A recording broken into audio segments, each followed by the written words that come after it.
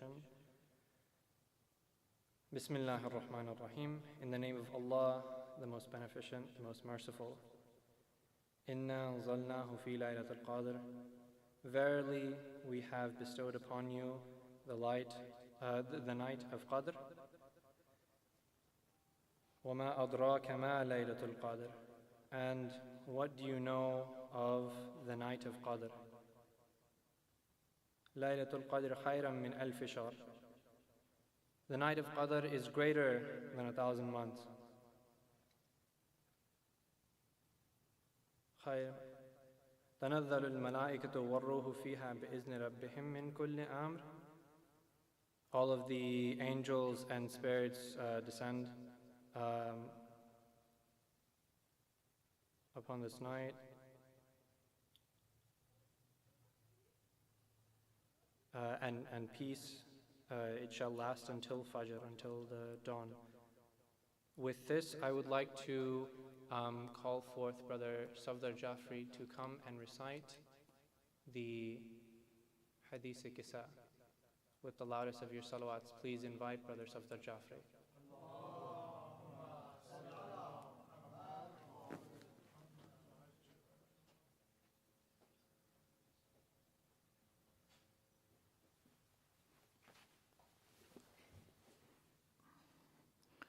أعوذ بالله من الشيطان اللعين الرجيم.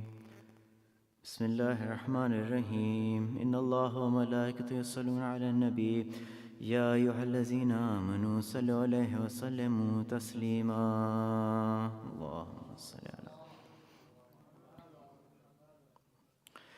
عن جابر بن عبد الله الأنصاري عن فاطمة الزهراء عليها السلام بنت رسول الله قال سمعت فاطمة أنها قال دخل علي أبي رسول الله في بعض الأيام فقال السلام عليك يا فاطمة، فقلت عليك السلام. قال إني أجد في بدني ضعفا، فقلت له أعوذك بالله يا أبتاه من الضعف.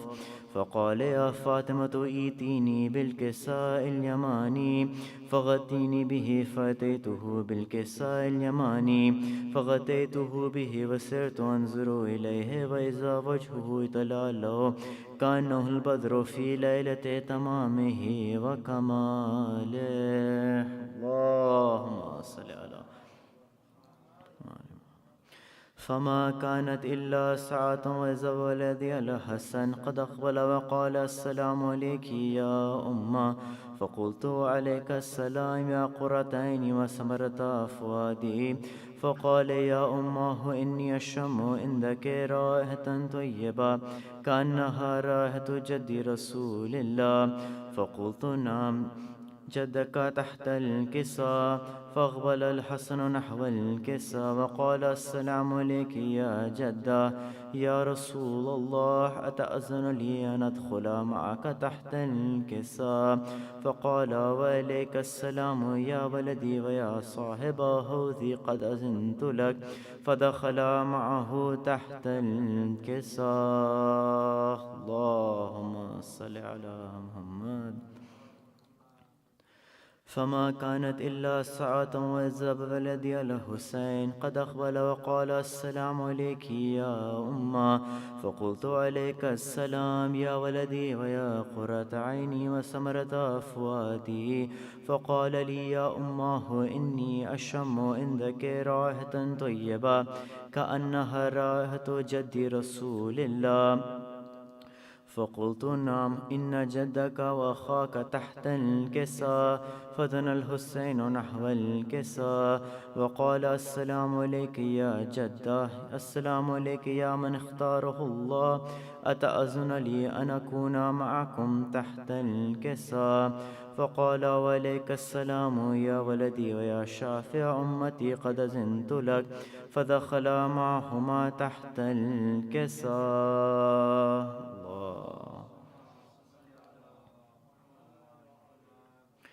فأقبل عند ذلك أبو الحسن علي بن أبي طالب وقال: السلام عليك يا بنت رسول الله. فقلت: وعليك السلام يا أبا الحسن ويا أمير المؤمنين. فقال: يا فاطمة إني أشم عندك رائحة طيبة كأنها رائحة أخي وابن عم رسول الله.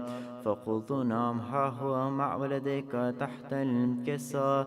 فأقبل علي نحو الكساء وقال: السلام عليك يا رسول الله، أتأذن لي أن أكون معكم تحت الكساء؟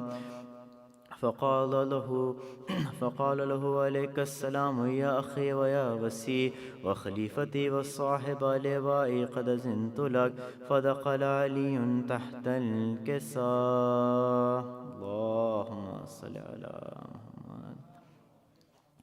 ثم أتيت نحو الكساء وقلت: السلام عليك يا أبتاه يا رسول الله، أتأذن لي أن أكون معكم تحت الكساء؟ قال: وعليك السلام يا بنتي ويا بزأتي، قد أذنت لك. فدخلت تحت الكساء. اللهم صل على محمد. فلما اكتملنا جميعا تحت الكساء، أخذ بي رسول الله بطرف الكساء وما بيده اليمنى إلى السماء وقال: اللهم إن هؤلاء أهل بيتي وخاصتي وحامتي، لحمهم لحمي ودمهم دمي، يؤلمني ما يؤلمهم ويحزنني ما يحزنهم.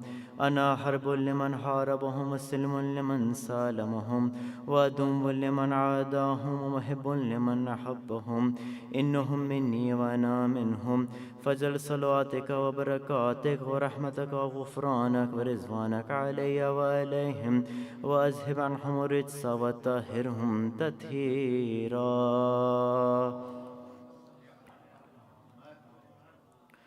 فقال الله عز وجل: يا ملائكتي ويا سكان السماوات، إني ما خلقت السماء مبنية ولا أرضا مدهية ولا قمرا منيرا ولا شمسا مزية ولا فلك يدور ولا بحر يجري ولا فلك يسري إلا في محبة هؤلاء الخمسة الذين هم تحت الكساء. فقال الأمين جبرائيل: يا رب، ومن تحت الكساء؟ فقال عز وجل: هم أهل بيت النبوة ومعدن الرسالة، هم فاطمة وأبوها وبعلها وبنوها. اللهم صل على محمد. فقال جبرائيل: يا رب، أتأذن لي أن أهبط إلى الأرض ليكون معهم سادسا؟ فقال الله: نعم، قد أذنت لك. فهبط الأمين جبرائيل وقال: السلام عليك يا رسول الله. العلي الأعلى يقرأك السلام ويخصك بالتحية والإكرام ويقول لك: وعزتي وجلالي، إني ما خلقت السماء مبنية ولا أرضا مدهية ولا قمرا منيرا ولا شمس مزيئة ولا فلك يدور ولا بحر يجري ولا فلك يسري إلا لأجلكم ومحبتكم، وقد أذن لي أن أدخل معكم، فهل تأذن لي يا رسول الله؟ فقال رسول الله: وعليك السلام يا أمين وحي الله، إنه نعم، قد أذنت لك. فدخل جبرائيل معنا تحت الكساء. اللهم صل على محمد. فقال لي إن الله قد أوحى إليكم يقول: إنما يريد الله ليذهب عنكم الرجس أهل البيت ويطهركم تطهيرا.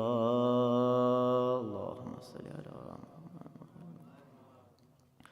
فقال علي لأبي: يا رسول الله، أخبرني ما لجلوسنا هذا تحت الكساء من الفضل عند الله. فقال النبي: والذي بعثني بالحق نبيا واصطفاني بالرسالة نجيا، ما ذكر خبرنا هذا في محفل من محافل أهل الأرض وفيه جمع من شيعتنا محبينا إلا ونزلت عليهم الرحمة وحفت بهم الملائكة واستغفرت لهم إلى أن يتفرقوا. فقال علي إذن الله فزنا وفاز شيئتنا ورب الكعبة. فقال النبي ثانيا يا علي والذي بعثني بالحق نبيا واصطفاني بالرسالة نجيا ما ذكر خبرنا هذا في محفل من محافل أهل الأرض وفيه جمع من شيعتنا محبين وفيهم محموم إلا فرج الله هما ولا مغموم إلا وكشف الله غما ولا طالب حاجة إلا وقضى الله حاجتا.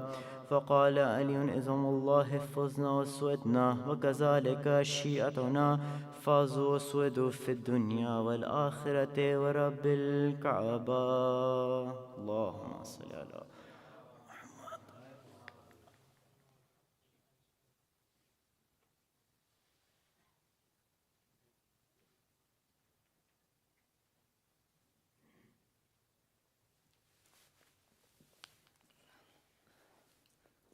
محمد وآل محمد صلوات.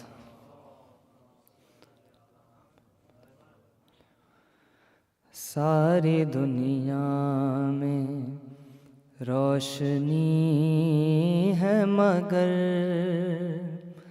قبر زہرا پہ تو اندھیرا ہے. کتنی صدیوں کے بعد بھی لوگوں ظلم یہ فاطمہ پہ کیسا ہے. ساری دنیا میں روشنی ہے مگر قبر زہرا پہ تو اندھیرا ہے. کچھ ہی دوری پہ ہے عزادارو قبر زہرا سے گنبد خضرا. کچھ ہی دوری پہ ہے عزادارو قبر زہرا سے گنبد خضرا. اس طرف ہے ہجوم لاکھوں کا اس طرف آنے پہ بھی پہرا ہے. پاس زہرا کے بن کوئی سایہ چار اور پھول ہے امامت کے. پاس زہرا کے بن کوئی سایہ چار اور پھول ہے امامت کے.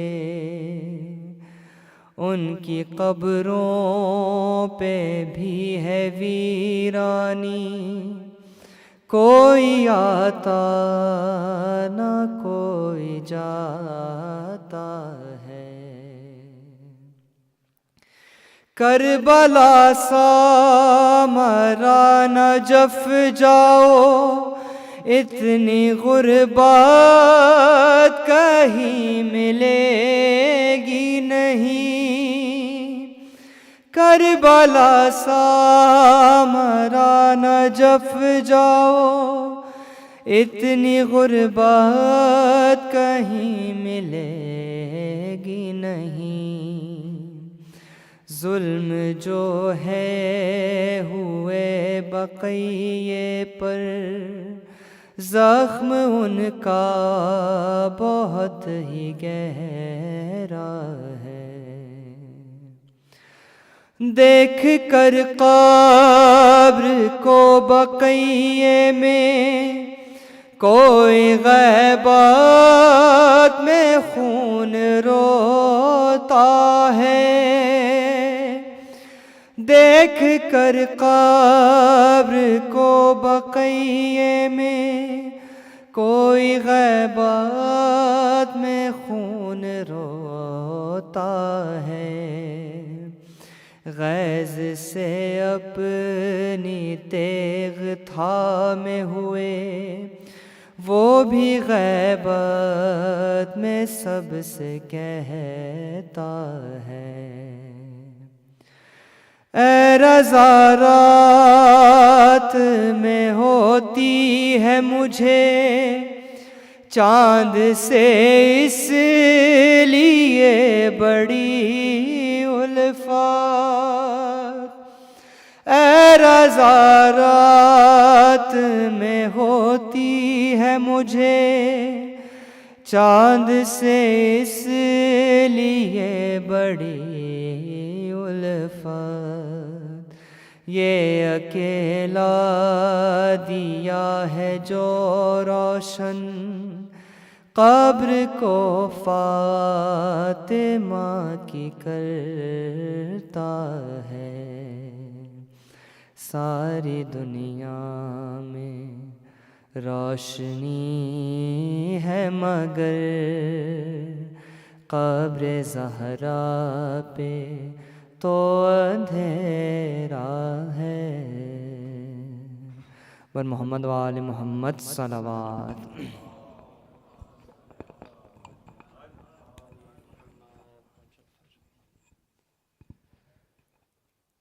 Assalamu alaikum, everybody. Thank you so much for coming.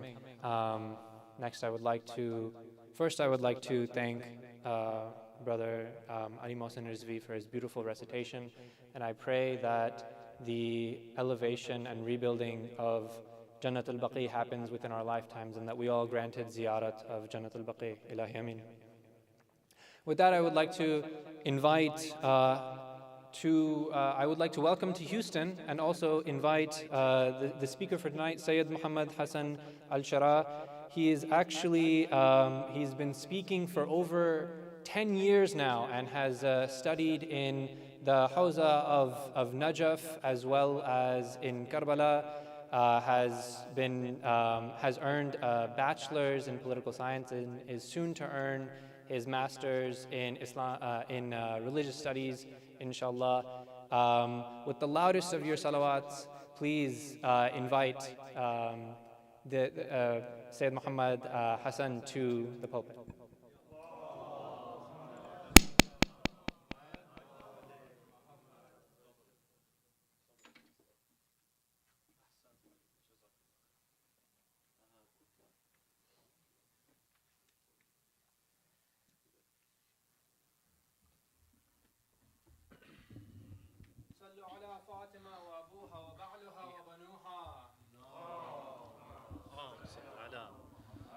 محمد وآل محمد رحم الله من قرأ سورة المباركة الفاتحة. بسم الله الرحمن الرحيم.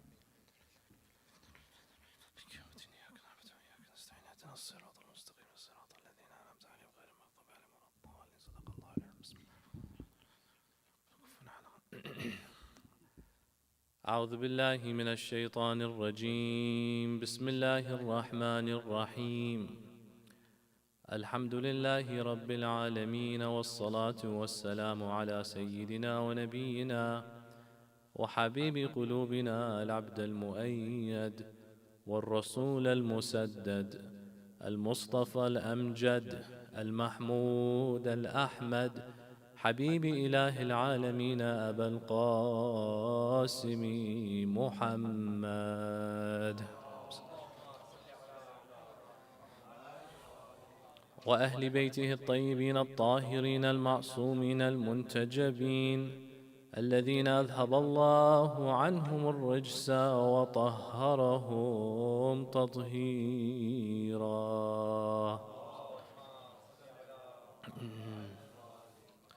صلى الله عليك يا رسول الله، صلى الله عليك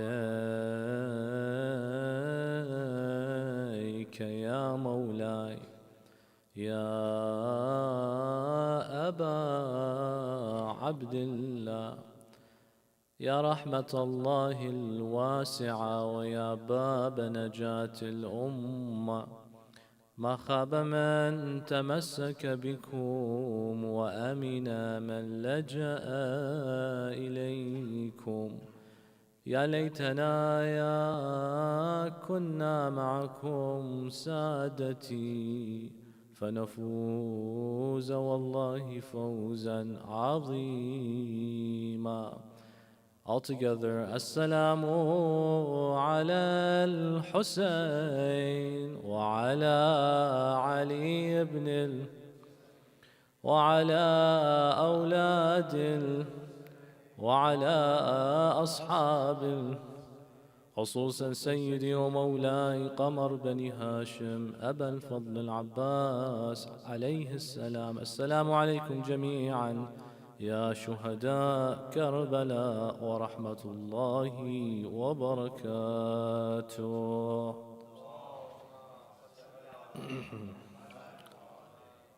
أما بعد، يقول الله في كتابه الكريم: بسم الله الرحمن الرحيم. ولا تحسبن الذين قتلوا في سبيل الله أمواتا بل أحياء عند ربهم يرزقون. آمنا بالله. صدق الله العلي العظيم. Illuminate your hearts with a loud salawat.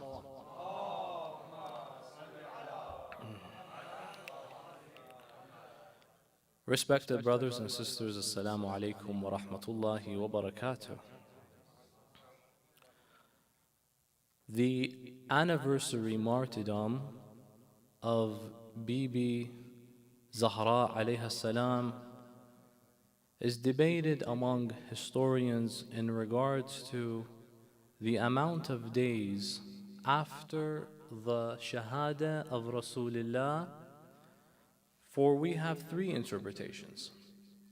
The first is that Lady Zahra returned back to Allah subhanahu wa ta'ala 45 days after the Shahada of Rasulullah.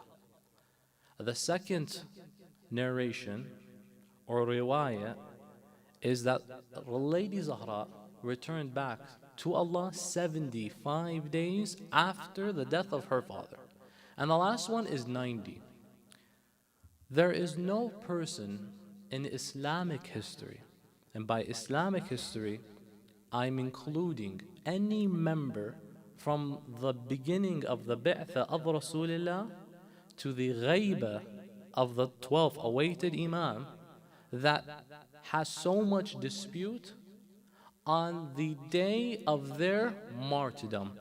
Typically, when we have a difference regarding the dates of any event, it is typically involving the days in which there was no writing down or preserving of the historical context. So for example, with regard to the birth of the Holy Prophet of Islam, we have many narrations. The world, the Muslim world today, you will find them celebrating the birth of Rasulullah on Rabi' al-Thani, on Shawwal. I've even seen on Dhul Hijjah that in parts of the Muslim world they will celebrate that today is the birth of the Prophet. But on the day of the Shahada of Rasulullah, everyone agrees, we all know when he died. Why is there a difference? Because the births aren't usually documented moments. The deaths are communal events. There's a Fatiha, there's a procession, there's a janazah, there's a Salat al-Mayyit, there's a defin of the Mayyit, there's a taghsil of the Mayyit. But the births, only a couple people, the nurse and the mother, will keep notice of this. Therefore, it may not have been documented. The only person in Islamic history where the role is reversed, where we know their birth, but we have a difference of their death, is Lady Zahra. They have three different interpretations. Her birth, we've all confirmed. But the death of Lady Zahra, Sunnatan wa Shia, from both schools of thought, we've all validated and authenticated the day of her birth. There's a difference of the year. Some say before Bi'thah by 5 years, some say within the Bi'thah. Nonetheless, the calendar date is usually a consensus. But her death is disputed. Not only that, the place of burial is disputed. Not only that, the circumstances leading to her passing are disputed as well. And you will find a plethora of opinion. This can only prove one thing, whether or not we decide to accept or embrace that there was a martyrdom, or that there was an ambush, or that there was a right that was usurped. Whether or not you accept that, you have to at least accept there was an effort that was put to hide and conceal history. Why? And the effort was not done by malign intention necessarily, whereas it may have been even Bibi herself, alayha salam, that requested, bury me in the dark. Make sure it's at night. Make sure none attend my funeral. Make sure it's done in secrecy. Let there be an ambiguity regarding my circumstances. And I am the most praised and beloved member of Medina, yet I want this to happen. Why is there a concerted effort, O Lady of Light, that this must happen? This has to bring for all of us a question mark. It is our religious obligation to try to answer. Why? Because it's not Lady Zahra, the bad'a of your Rasul, because he makes it very clear, Fatimatun bad'atun minni. Man adhaha faqad adhani, man adhani faqad adha Allah. And for that reason, I see a case of adha. I see that when I am demanding myself, make sure none attend the funeral, what type of adha did you go through such that you demand all of this to be concealed? If you go to Jannat al-Baqi' today, back then they had, today they've removed, that every tomb had a name mark, a little tablet, that here is the grave of, for example, As-Sayyida Halima As-Sa'diyah. Towards the right, as soon as you walk, for those who've gone to Jannat al-Baqi', as soon as you walk to the right, the four Imams of Ahlul Bayt, and Al-Abbas, the uncle of the Prophet, but you would see the names at times. Now they've removed them. To the far left, Lady al-Banin. We have, in one of these sites, in Jannat al-Baqi', there's a map. You can also follow the map. It shows you who's who when you go, inshallah ta'ala.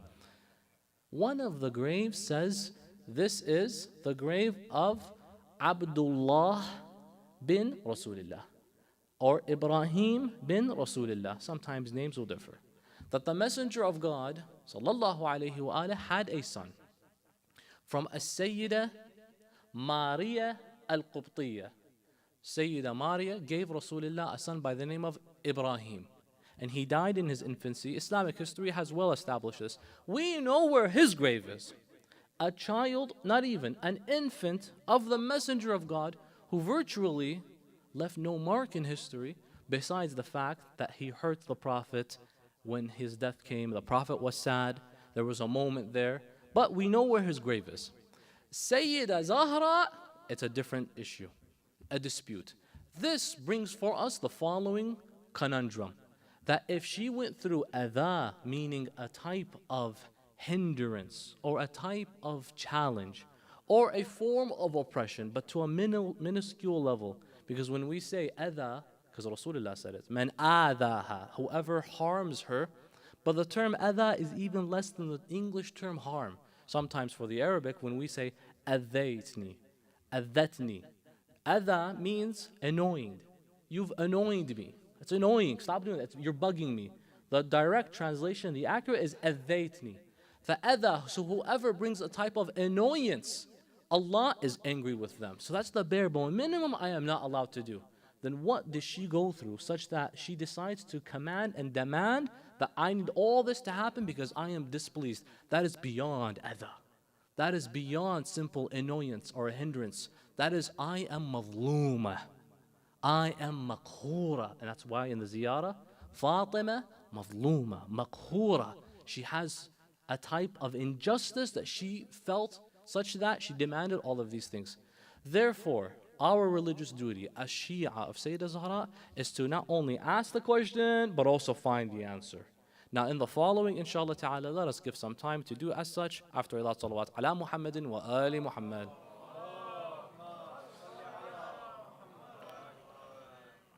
Of course, the circumstances do not begin immediately after the passing of her father, sallallahu alayhi wa alihi. They begin before then. Lady Zahra was a very notable figure in the city of Medina and left a mark in society. And wallah, that mark rings until today. إلى يوم القيامة. But despite the background of Medina being a very backward society towards women, towards women's rights, towards the access of education, towards being an unapologetic, independent, free-thinking lady, As-Sayyida Zahra came and did all of that by being herself these exact examples.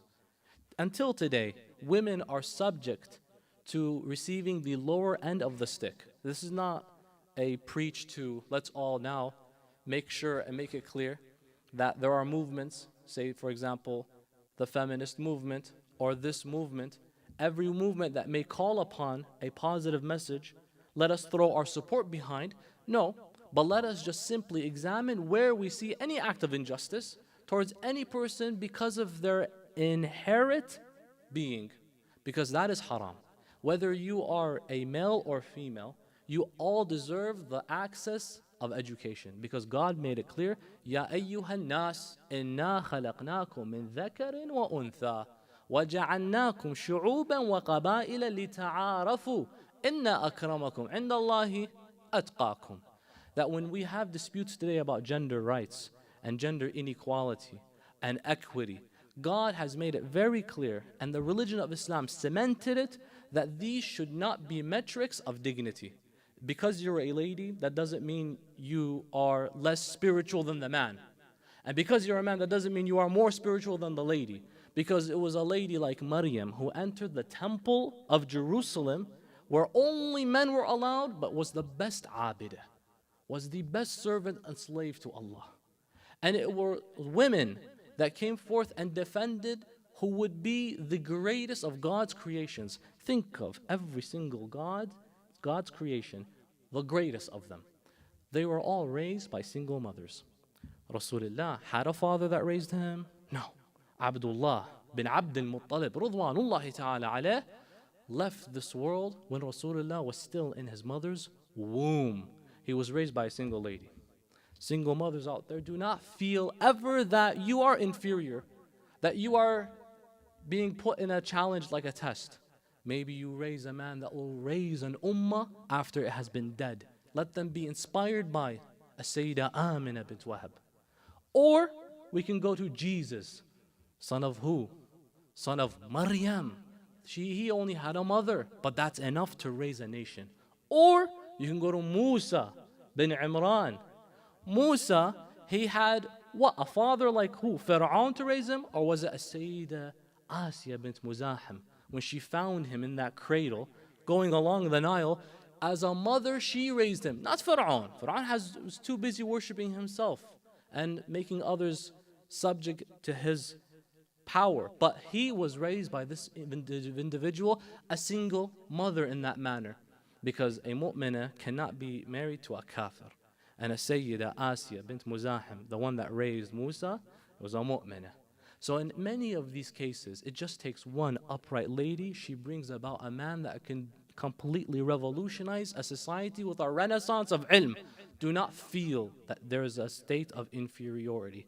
In this case, we find Lady Zahra seeing the problems of Medina, she becomes the example. We notice that when the Messenger of God began just the first few weeks of the message of Islam, he became public enemy number one.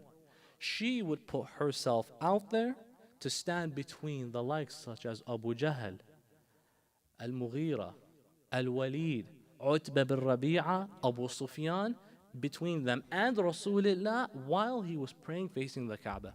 So one day, they emerged and they took the leftover bits of the camels that they slaughtered, and they decided to place the bucket that was filled with that on top of the back of the Holy Messenger of God while he was in the state of ruku', such that if he goes down, it spills over. If he stands up straight, it spills over.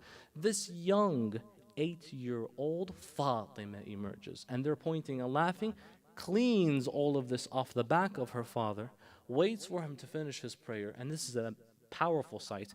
After he finishes, she grabs his hand and she looks at the adversaries and the enemies of Allah and says, Tabban lakum, may Allah condemn you for your evil actions. This is why later Rasulullah would say, she protects me as if I was her son. Wallah, she is the mother of her father, Ummi Abiha.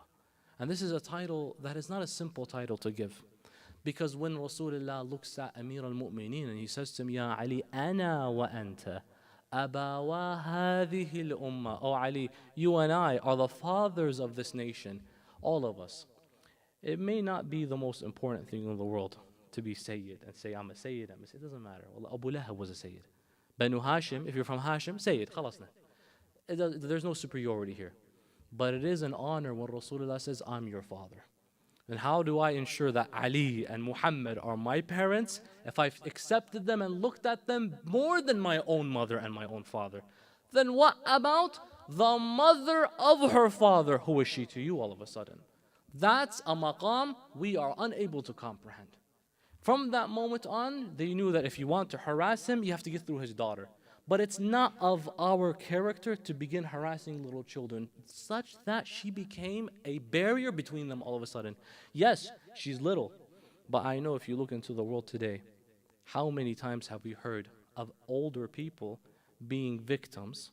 But until we see that image of a child who's blown to half, now the heart of the world begins to shake.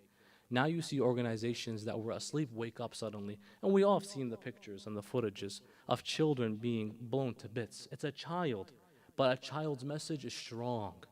Imam al-Mujtaba says that the distance between the heavens and the earth, salawatullahi wa salamuhu alayh, is sayhat al-madloom bid-du'a. That the call of an oppressed person in dua, then what about the call of that young child? So that society would look at that young child, the young Fatima, and say, what can we do? We want to get to him, she's in the way. Forget it. We don't even have a heart to begin harming her. That's when she was younger. Watch what happens when she becomes a bit older. Later on, in the city of Medina, Lady Zahra would be the one instructing to women the teachings and the aqa'id and the Quran and the ta'wil and the tafsir. She would be that instructor for society, such that she would instruct her children to go and attend the lectures and sermons of Rasulullah in the masjid, because when it would only be men, she would not be able to attend. So she would tell the young Imam al-Hassan, go and listen and come back and report to me. And so he would come and she would say he would report to me the lecture of his grandfather as if he was his grandfather, from how well he memorized the sermon. And he would repeat and repeat, such that one day, Sayyida Zahra, a lovely moment emerged, where she looked at Imam Amir al-Mu'mineen, and she said, Salawatullahi wa salamuhu alayh, where she says, Ya Ali, you know your son al-Hassan has been listening to every sermon, and by the way, how old was he? He was about 4 years old. Every sermon of Rasulullah, and coming and reporting it to me to the dot. I want you to hear him do this. He says, okay, I'll come back home while I was in attendance of the same sermon, and I'll hide behind one of the walls. And I will let him come in, and he will tell you what he heard, but he might be a bit shy to say it in front of me, because I was also in attendance. A young child wants to impress his mother, but with his father, he might feel that I will be asked about every single one of these points. So Imam Amir al-Mu'mineen said, I'll retreat behind. The young Imam al-Mujtaba came and approached. She says, what was the lecture about today? By the way, today I'm going to ask all of you, what was the lecture about today? And I need every single. He says, Mother, I'll tell you. But there's a problem. She's like, what's the issue? He says to her, Umma, qalla bayani wa kalla lisani la'alla sayyidan yar'ani. Mother, my tongue has become heavy, an expression saying it's hard to speak right now, and my speech will become very little. I feel the presence of the Sayyid upon me right now, meaning my father, such that the Imam began to chuckle. Salamullah alayh. He's like, exactly, I'm here. He comes and he embraces his young boy, and together in that lovely, harmonious, beautiful moment, he begins to share the khutbah of Rasulullah sallallahu alayhi wa alihi wa sallam.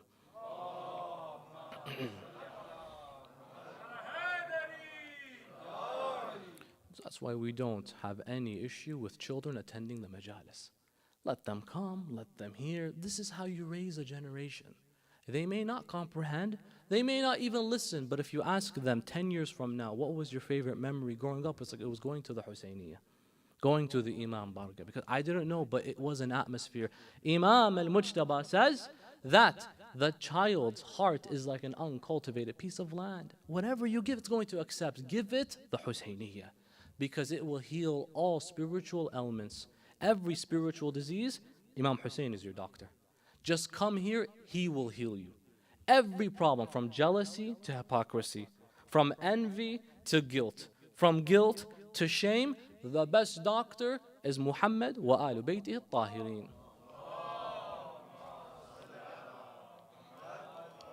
On one condition, that when you enter the hospital, there are other sick people there too. Don't bother them.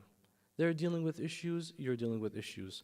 So if you're both sick and you don't want to affect one and the other, what do you normally do? You keep a distance. How do you keep a distance here? The closer you are, the closer you will be to Allah, the more there is. There is a beauty in the majlis.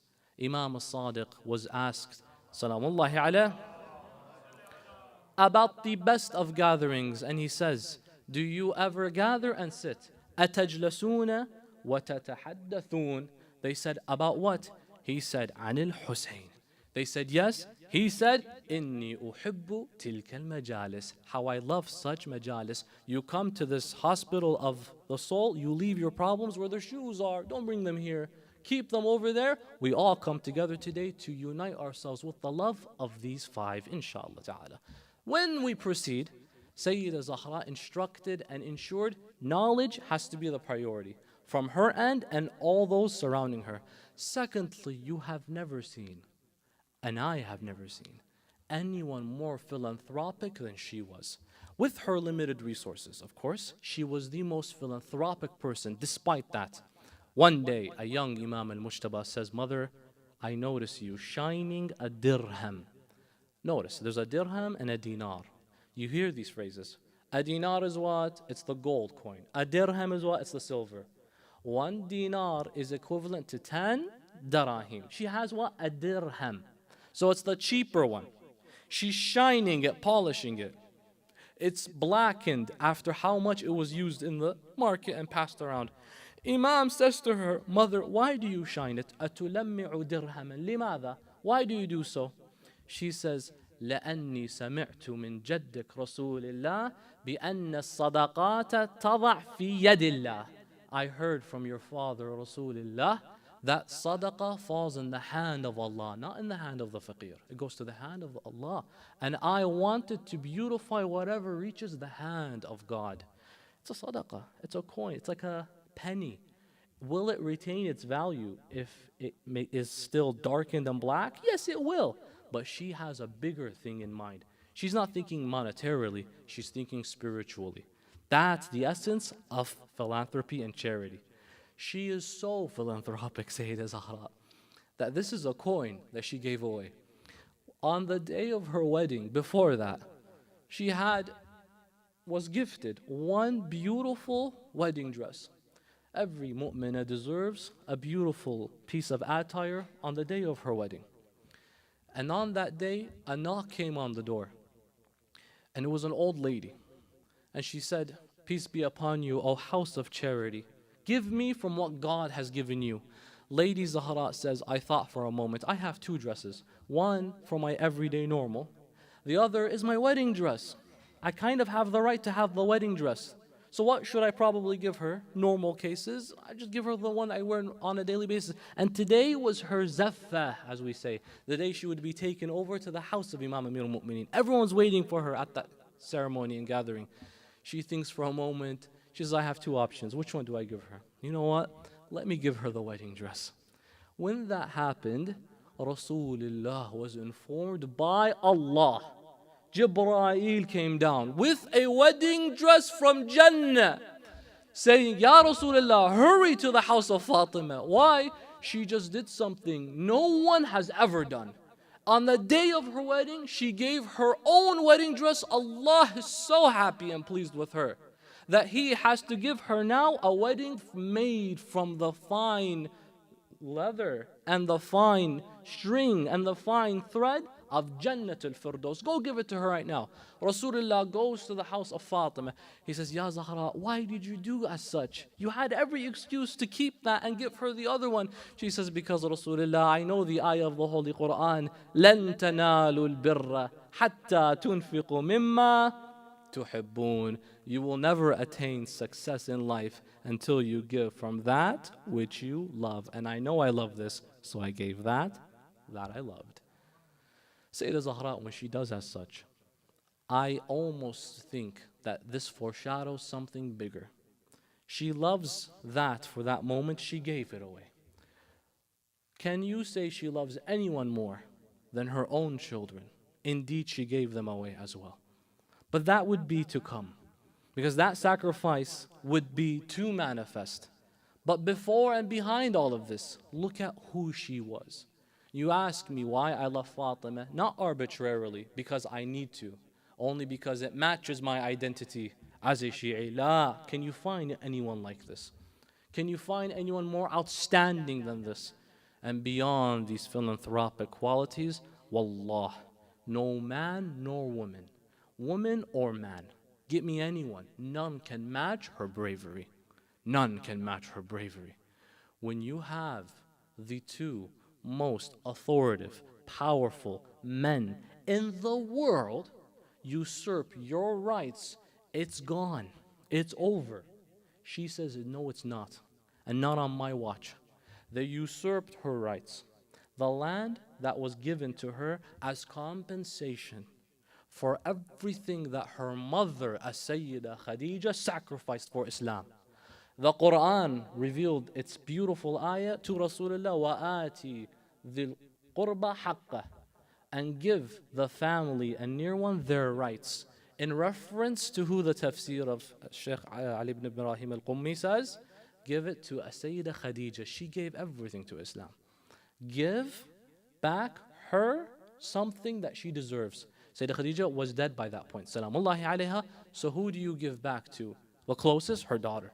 So the land of Fadak was given to the Muslims by the conquest of Khaybar. It was gifted to them.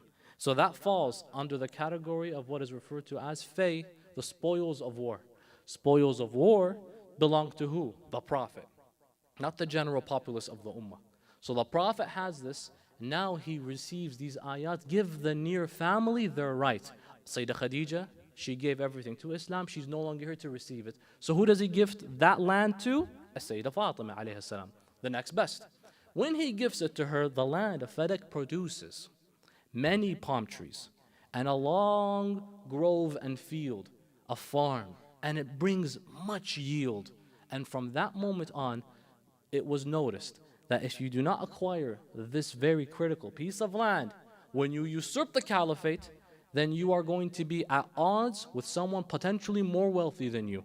So take it from them. So they sent the flags of the new establishment to the land of Fadak and they planted them. This belongs to us. Word reached Sayyidah Zahra alayhi salam that was my right and it has been taken.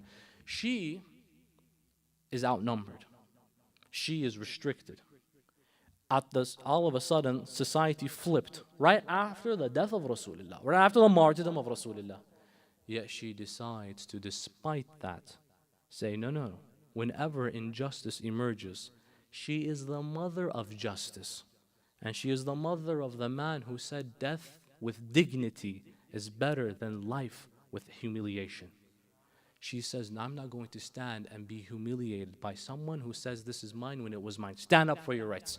She goes and she delivers.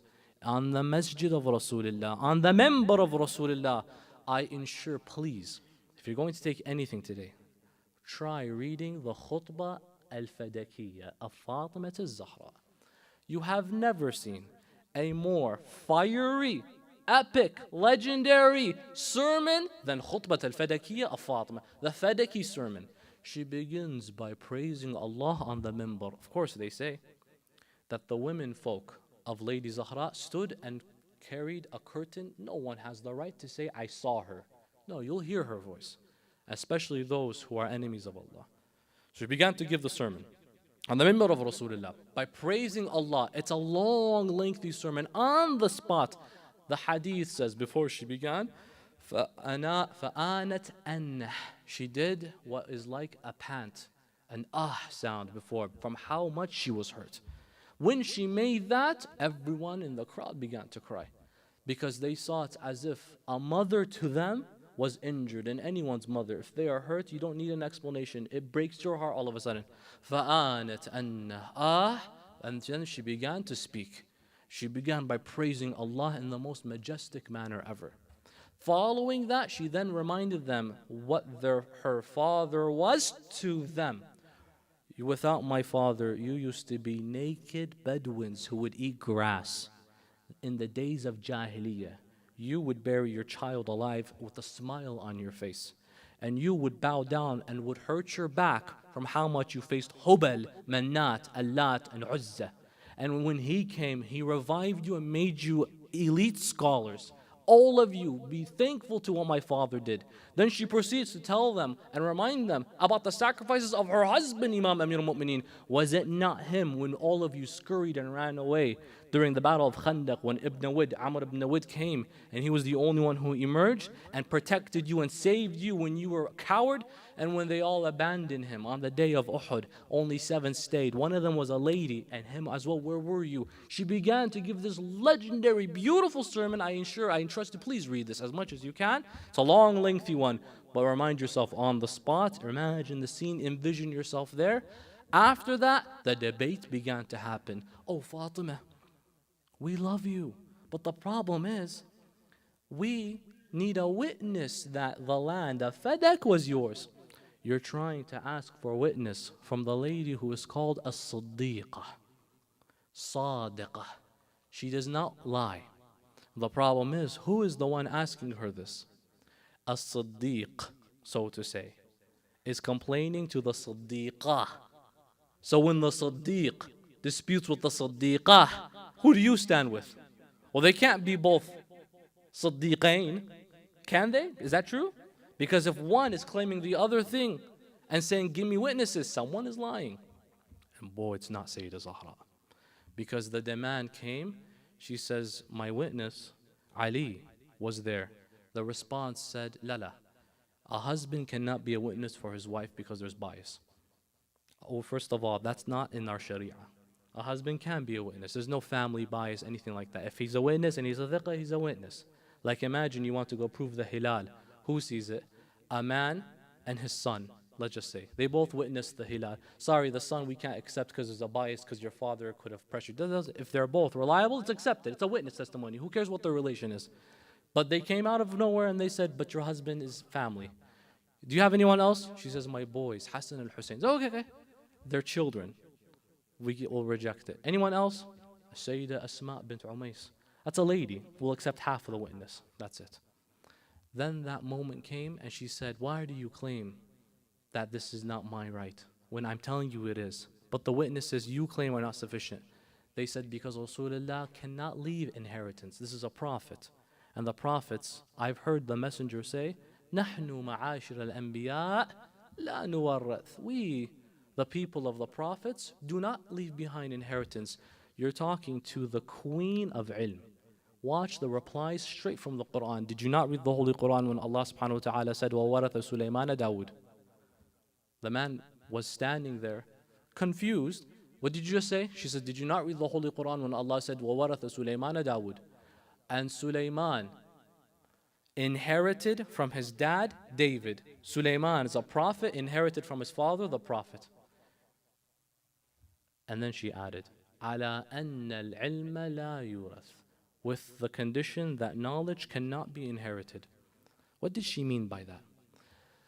Knowledge cannot be inherited directly from one to the other.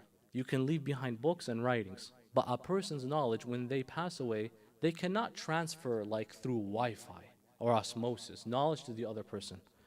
Because the next ayah, I heard a scholar, actually he's in the same state that you are, Dr. Yasser Qadhi of the Maghrib Institute, man, academic, well-researched. He claimed in a lecture of his that in reality, Abu Bakr had the right here. Because the ayah of the Holy Quran said what?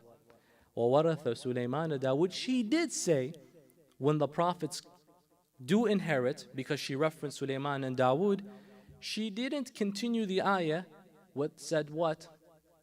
Ya ayyuhan nas, ulimna mantiq at-tayri. Immediately after, O people, we were taught the speech of birds. Because Sulaiman can speak to the animals, right? This is the story we hear. He was taught it by his dad, Dawood. So the proposition is what? That he inherited ilm, knowledge. But the problem is, you can't inherit knowledge just like that. You can inherit books. Furthermore, what did she say? She said, "Ala anna al-ilma la yurath." Look at the foresight she has. It's incredible, because realizing that knowledge cannot be inherited. So if anyone comes down and says, he did inherit knowledge, he inherited prophethood, you can't do that. God picks his prophets.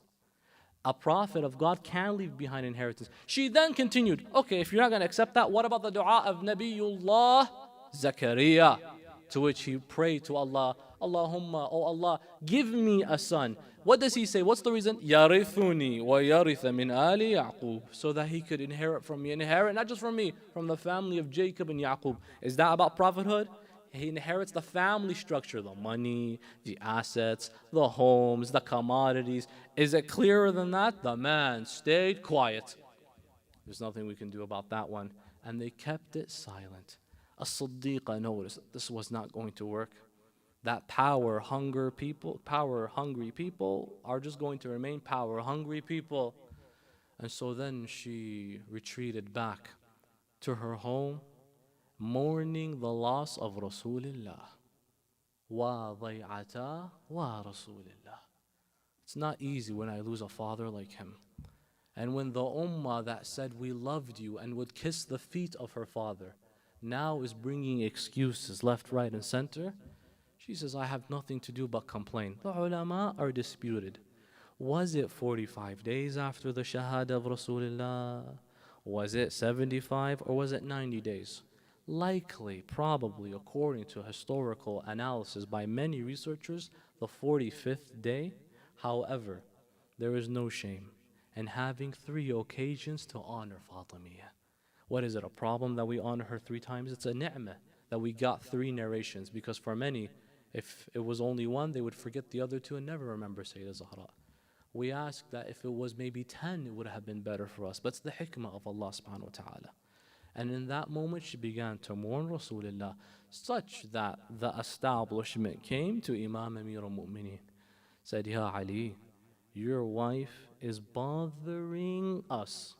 The masjid is open to the house of Ali and Fatima. We're here, we can hear her mourn. Imam Ali says, what's your deal?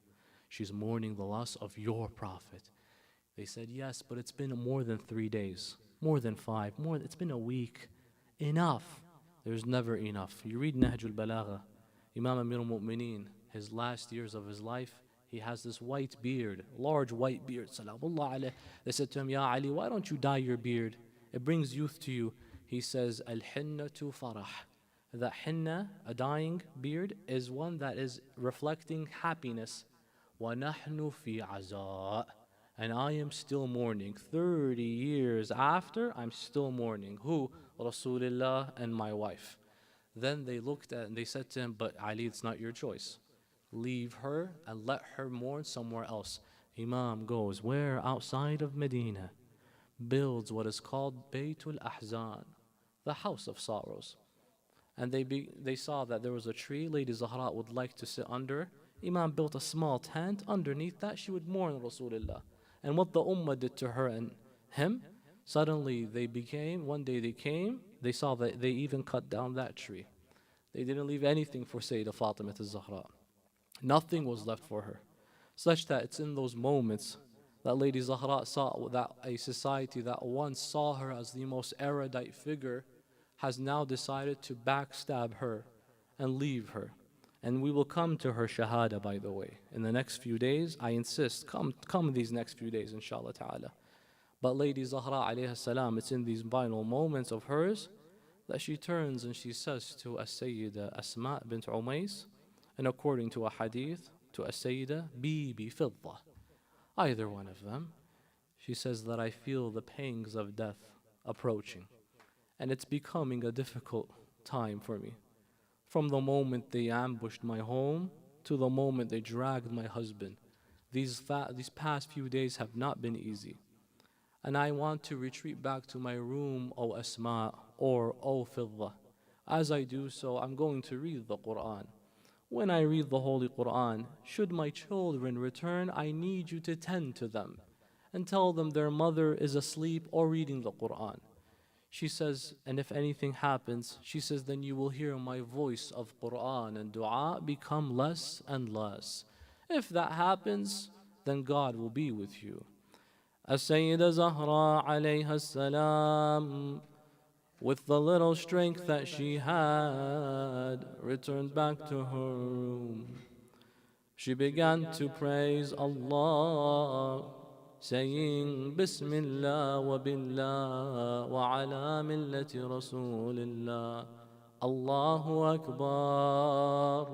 Alhamdulillah. La ilaha illallah. Bismillahir Rahmanir Rahim.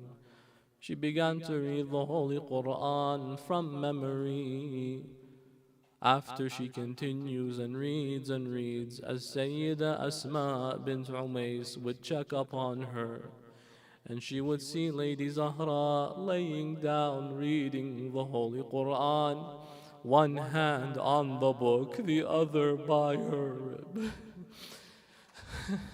As Sayyida Asma would return, and slowly she would hear the sound of Zahra becoming less and less until As-Sayyida Zahra's voice was unable to be heard.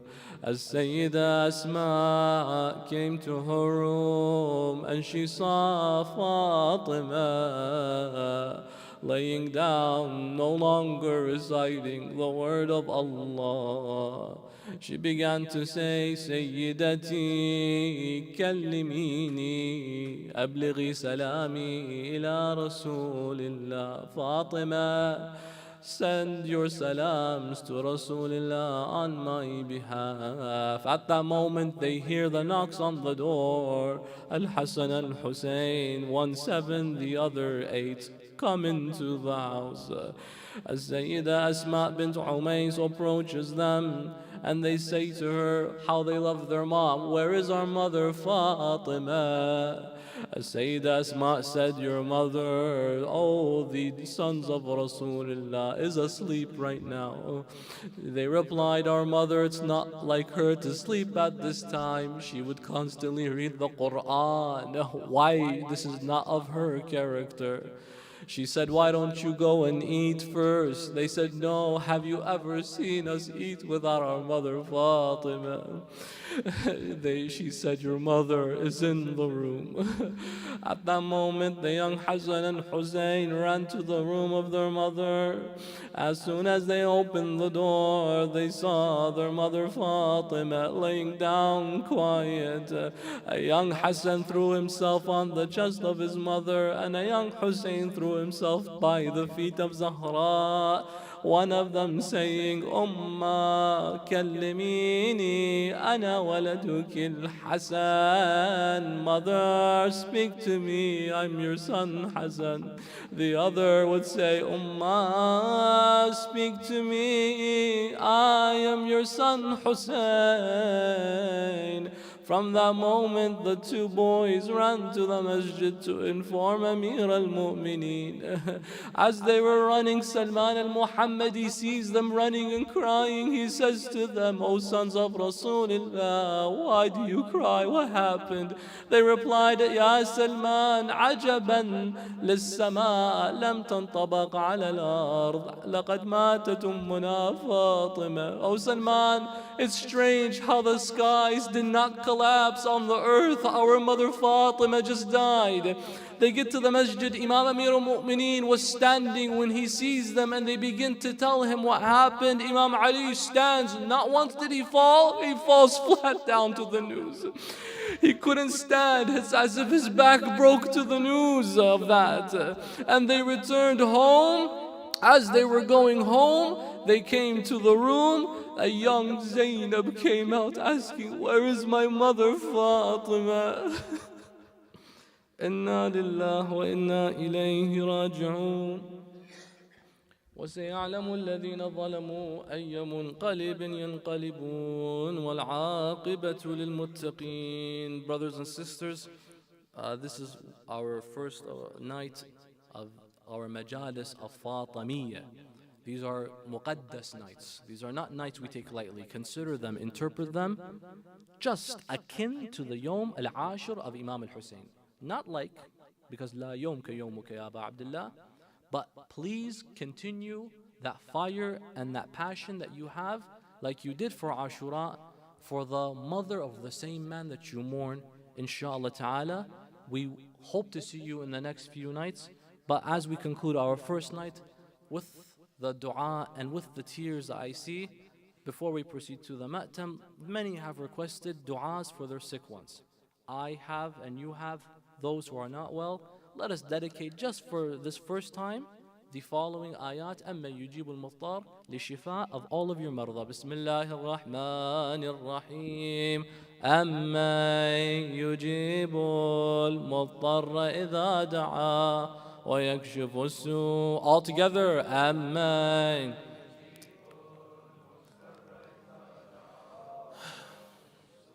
أَمَّا يجيب أما يجيب أمن يجيب المضطر إذا دعاه ويكشف السوء. اللهم اكشف السوء والبلاء عنا يا الله. اللهم المرضى المنظورين شافي وعافهم يا الله. اللهم ارزقنا زيارة الحسين في الدنيا يا الله. اللهم ارزقنا زيارة الزهراء في الدنيا يا الله وشفاعة الزهراء في الآخرة يا الله. مأتم الحسين يا حسين يا حسين.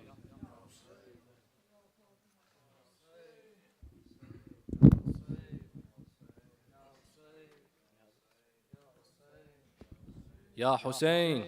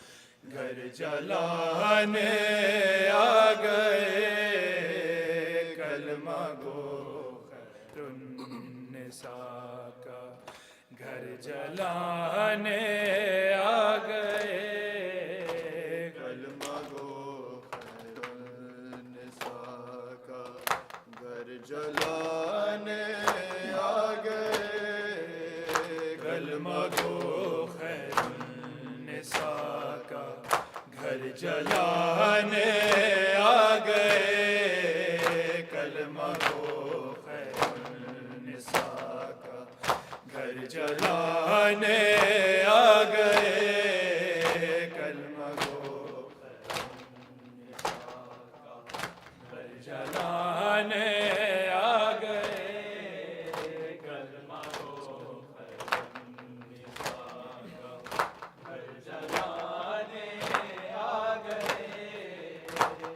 کلمہ گو خیر النساء کا گھر جلانے آ گئے، کلمہ گو خیر النساء کا گھر جلانے آ گئے، کلمہ گو خیر النساء کا گھر جلانے آ گئے، کلمہ گو خیر النساء کا گھر جلانے آ گئے، کلمہ گو خیر النساء کا گھر جلانے آ گئے، کلمہ گو خیر النساء کا گھر جلانے آ گئے، کلمہ گو خیر النساء کا گھر جلانے آ گئے،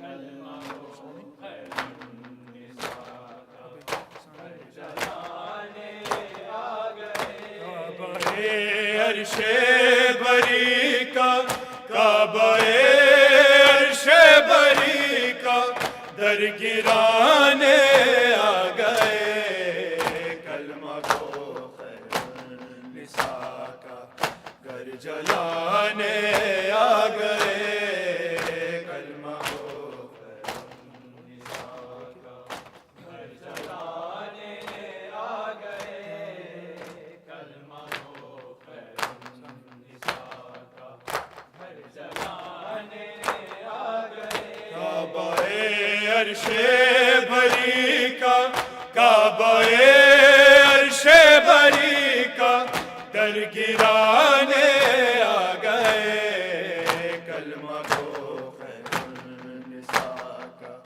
گھر جلانے آ گئے، کلمہ گو خیر النساء کا گھر جلانے آ گئے، کلمہ گو خیر النساء کا گھر جلانے آ گئے، کعبہ عرش بری کا کعبہ عرش بری کا در گرانے آ گئے، کلمہ گو خیر النساء کا در گرانے آ گئے، کلمہ گو خیر النساء کا گھر جلانے آ گئے، کلمہ گو خیر النساء کا گھر جلانے آ گئے، پشت زینب تک پہنچنے میں بلا اب دیر کیا، پشت زینب تک پہنچنے میں بلا اب دیر کیا، بازوئے زہرا تلک تو بازوئے زہرا تلک تو تازیانے آ گئے، کلمہ گو خیر النساء کا گھر جلانے آ گئے، کلمہ گو خیر النساء کا گھر جلانے آ گئے، کلمہ گو خیر النساء کا گھر جلانے آ گئے، پشت زینب تک پہنچنے میں بھلا اب دیر کیا، پشت زینب تک پہنچنے میں بھلا اب دیر کیا، بازوئے زہرا تلک تو بازوئے زہرا تلک تو تازیانے آ گئے، کلمہ گو خیر النساء کا گھر جلانے آ گئے، کلمہ گو خیر النساء کا گھر جلانے آ گئے، کلمہ گو خیر النساء کا گھر جلانے آ گئے، کعبہ عرش بری کا کعبہ عرش بری کا در گرانے آ گئے، کلمہ گو خیر النساء کا گھر جلانے آ گئے،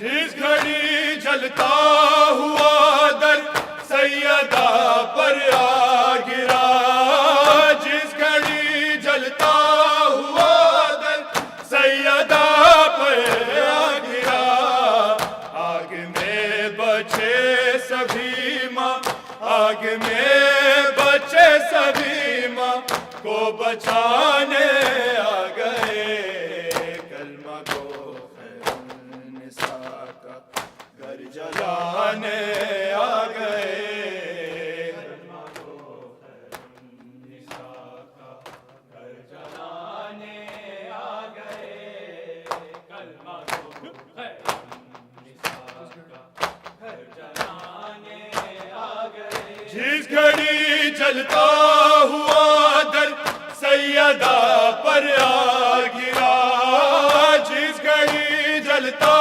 ہوا در سیدہ پر آ گرا، آگ میں بچے سبھی ماں، آگ میں بچے سبھی ماں کو بچانے آ گئے، کلمہ کو خیر النساء کا گھر جلانے آ گئے، کلمہ کو خیر النساء کا گھر جلانے آ گئے، کلمہ کو خیر النساء کا گھر جلانے آ گئے، کعبہ عرش بری کا، کعبہ عرش بری کا در گرانے آ گئے، کلمہ کو خیر النساء کا گھر جلانے آ گئے، کلمہ کو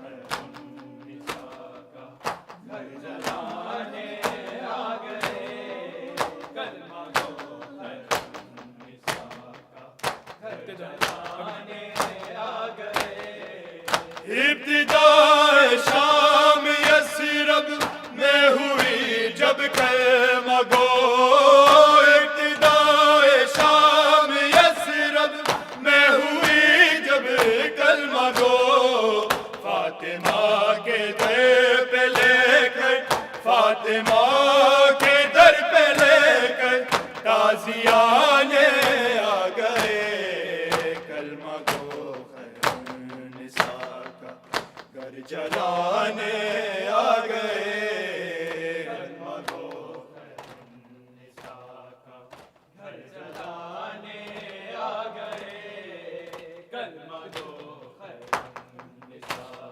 کا گھر جلانے آ گئے، ابتدائے شام یثرب میں ہوئی جب کلمہ گو، ابتدائے شام یثرب میں ہوئی جب کلمہ گو، فاطمہ کے در پہ لے کر، فاطمہ کے در پہ لے کر تازیانے آ گئے، کلمہ کو خیر النساء کا گھر جلانے آ گئے، کلمہ کو خیر النساء کا گھر جلانے آ گئے، کلمہ کو خیر النساء کا گھر جلانے آ گئے، جلتے دروازے کے پیچھے دیکھ کر زہرا کہا،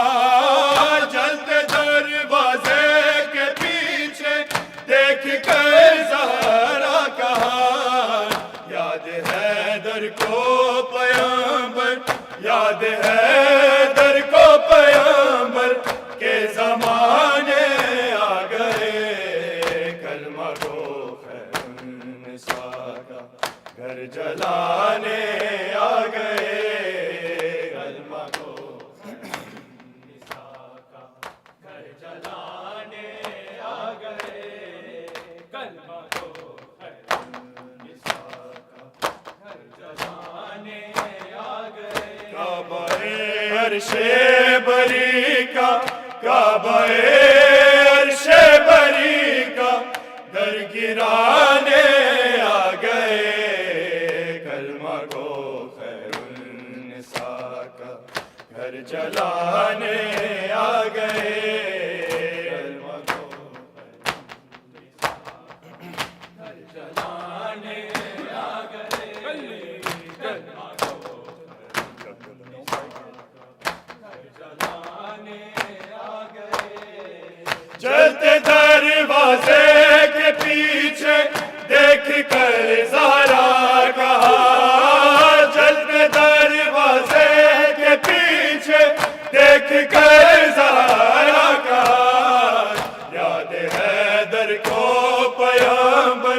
یاد ہے در کو پیغمبر کے زمانے آ گئے کلمہ گو خیر النساء کا گھر جلانے آ گئے کلمہ گو خیر النساء کا گھر جلانے آ گئے کلمہ گو خیر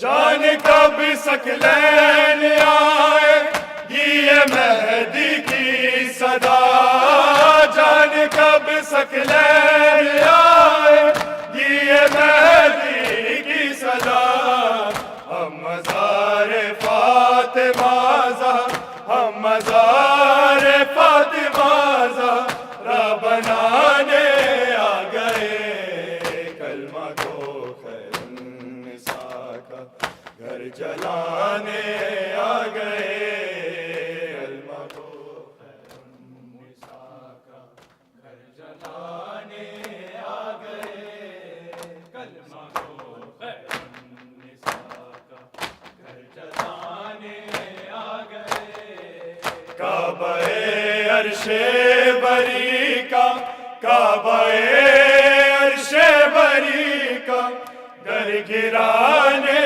آ گئے کلمہ کو خیر النساء کا گھر جلانے آ گئے کلمہ کو خیر النساء کا گھر جلانے آ گئے کلمہ کو خیر النساء کا گھر جلانے آ گئے جان کب ثقلین آئے یہ مہدی کی صدا جان کب ثقلین آئے یہ مہدی کی صدا ہم مزار فاطمہ ہم مزار فاطمہ زہرا بنانے آ گئے محمد صلوات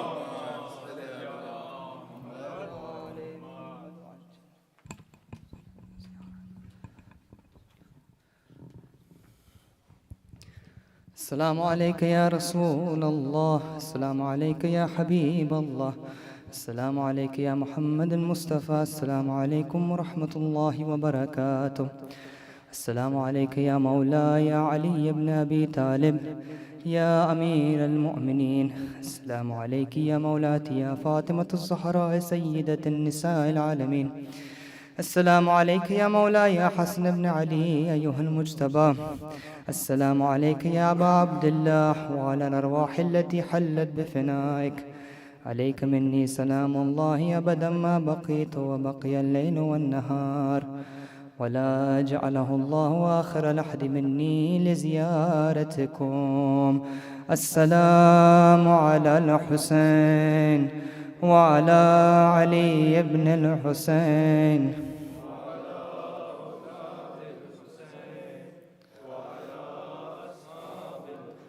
خصوصا سيدي ومولاي أبو الفضل العباس يا ابن أمير المؤمنين وقاسم بن حسان ومسلم بن عقيل وحاني بن عروة وحبيب بن مظاهر والحر الشهيد الرياهي. السلام عليكم جميعا شهداء كربلاء ورحمة الله وبركاته. السلام عليك يا غريب الغرباء، السلام عليك يا معين الضعفاء والفقراء، السلطان والعرب والعجم، يا علي بن موسى الرضا روحي وجسمي لك الفداء. السلام عليكم ورحمة الله وبركاته. السلام عليك يا مولاي يا صاحب العصر والزمان، الأمان الأمان الأمان من فتنة الزمان. السلام عليك يا شريك القرآن، السلام عليك يا إمام الإنس والجان، السلام عليك يا إمام زماننا هذا. أجل الله تعالى فرجك وسهل الله تعالى مخرجك وظهورك ورحمة الله وبركاته.